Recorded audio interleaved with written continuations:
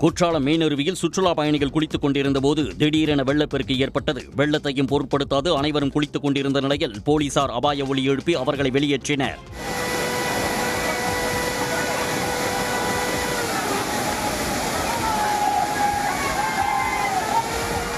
வெள்ளத்தின் தீவிரம் தொடர்ந்து அதிகரித்த நிலையில் உரிய நேரத்தில் சுற்றுலா பயணிகள் வெளியேற்றப்பட்டதால் அசம்பாவிதம் தவிர்க்கப்பட்டது.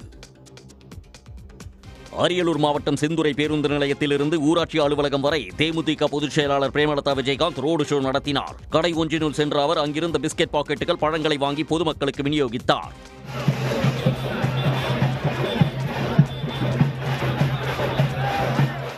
பின்னர் மக்களிடம் உரையாற்றிய பிரேமலதா, வரும் 22ஆம் தேதி ரீரிலீஸ் ஆகும் கேப்டன் பிரபாகரன் படத்தின் இடைவேளையின் போது மிகப்பெரிய சஸ்பென்ஸ் காத்திருப்பதாக தெரிவித்தார். அம்பத்தூரில் திடீரென சாலையில் ஏற்பட்ட ராட்சத பள்ளத்தில் லாரி ஒன்று சிக்கிக் கொண்டதால் பரபரப்பு ஏற்பட்டது. முன்னதாக அதே பள்ளத்தில் இருசக்கர வாகன ஓட்டி ஒருவர் விழுந்து காயமடைந்தார்.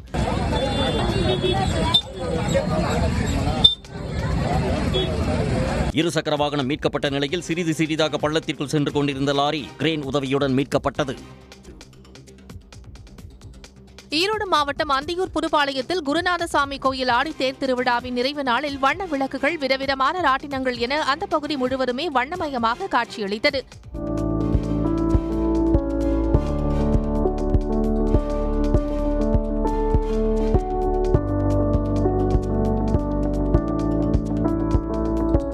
கோயில் திருவிழாவுக்கு பல லட்சம் பேர் திரண்டதால் அந்தியூரை களை கட்டியது. மராட்டிய மாநிலம் நந்தத் மாவட்டத்தில் உள்ள லோகா என்ற கிராமத்தில் வெள்ளம் பாயும் ஆற்றை கடக்க பாலம் இல்லாததால் கழுத்தளவு வெள்ளத்தில் மாட்டு வண்டியில் கடந்து செல்லும் நிலை ஏற்பட்டுள்ளது.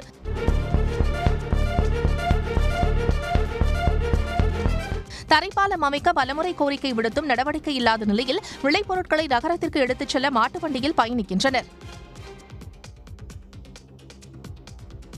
தாய்ப்பாசத்திற்கு 5 அறிவு விலங்குகளும் விதிவிலக்கல்ல என்பதற்கு உதாரணமாக முன்னாள் இந்திய வனத்துறை அதிகாரி சுசாந்தானந்தா பகிர்ந்த காணொலிகள் வரவேற்பை பெற்றுள்ளன.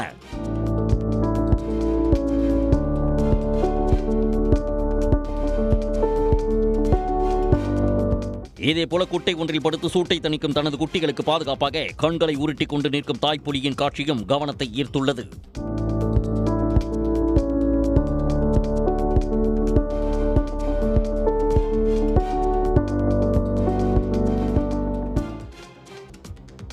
திருப்பதி ஏழுமலையான் கோயிலில் கிருஷ்ண ஜெயந்தி விழா கோலாகலமாக கொண்டாடப்பட்டது. இதனையொட்டி நடைபெற்ற வழுக்கமரம் ஏறும் போட்டியில் ஏராளமான இளைஞர்கள் ஆர்வமுடன் கலந்து கொண்டனர்.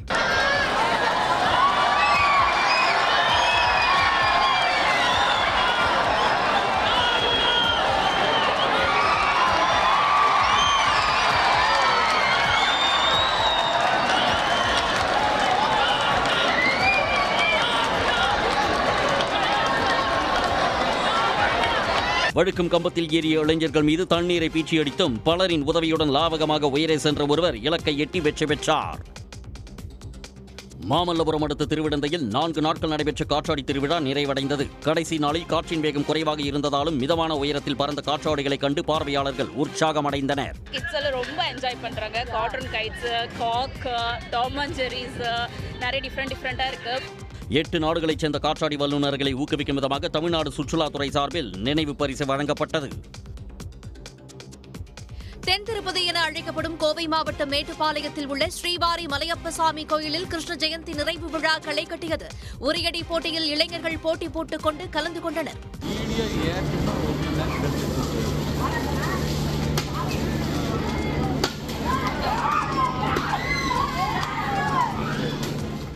இதேபோல வழுக்கு மரம் ஏறும் போட்டியிலும் ஆர்வமுடன் கலந்து கொண்ட இளைஞர்கள் விடாமுயற்சியுடன் போராடி வெற்றி பெற்றனர். தெருநாய்கள் விவகாரத்தில் உச்சநீதிமன்றம் பிறப்பித்த உத்தரவுக்கு எதிராக சென்னை, திருச்சி, தூத்துக்குடி உள்ளிட்ட பகுதிகளில் விலங்கு நல ஆர்வலர்கள் ஆர்ப்பாட்டம் நடத்தினர். அப்போது நீதிமன்ற உத்தரவுக்கு எதிராக அவர்கள் முழக்கமிட்டனர்.